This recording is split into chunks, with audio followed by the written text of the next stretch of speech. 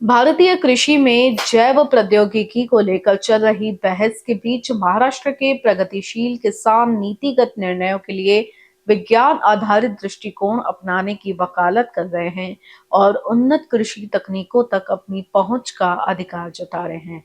आज पत्र परिषद में अकोला, परतवाड़ा और यवतमाल के किसान उपस्थित थे। राष्ट्रीय किसान सशक्तिकरण पहल एनएफईआई द्वारा आयोजित एक प्रेस कॉन्फ्रेंस में उन्होंने टिकाऊ और उत्पादक खेती सुनिश्चित करने में जैव प्रौद्योगिकी की महत्वपूर्ण भूमिका को रेखांकित किया।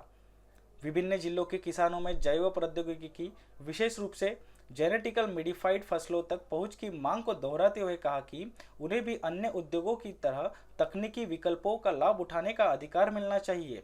किसानों ने फसलों के कारण रसायनों के अधिक उपयोग से जुड़े मिथकों को खारिज किया और जोर देकर कहा कि जीएम फसलों की खेती के साथ रासायनिक इनपुट का उपयोग दुनिया भर में कम हुआ है।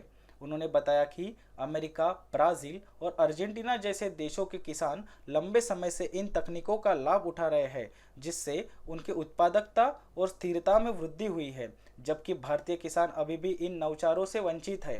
अकोला के एक कपास किसान गणेश नानोते ने गुलाबी सुंडी द्वारा बीटी कपास में उत्पादित क्राई 1AC विषाक्त पदार्थ के प्रति बढ़ते प्रतिरोधक को उजागर किया। उन्होंने कहा, बीटी कपास ने हमारे उत्पादक तो बनाए रखने में मदद की है, लेकिन कीट विकसित हो रहे हैं।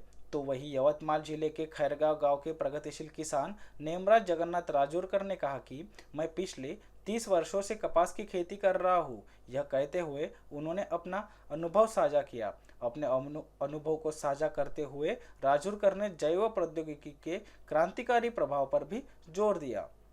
मी मिलिंद दामले, यवतमाळ। आम्हाला जीवन पिकांची आवश्यकता जागतिक उत्पादकतेची स्पर्धा करण्यासाठी आवश्यक आहे। आज आम्ही जागतिक उत्पादकता म्हणजे किलो पर हेक्टरमध्ये फार मागे पडलेलो आहोत। दुसरा विषय असा आहे की भारत हा जगात सगळ्यात मोठा कापूस उत्पादक देश आहे, तरी भारताला कापूस आयात करावा लागतो, कारण आमच्या देशामध्ये आज ज्या इंडस्ट्रीला ज्या क्वालिटीचा कापूस पाहिजे आहे त्याची कमतरता व्हायला लागली। त्याच्यामुळे आम्हाला जीएमपी का आवश्यकता आहे।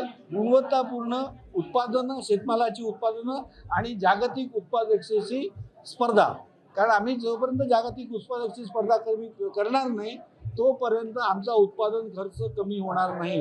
INVCN न्यूज़ के लिए अखिलेश भारद्वाज के साथ क्षितिजा देशमुख की रिपोर्ट।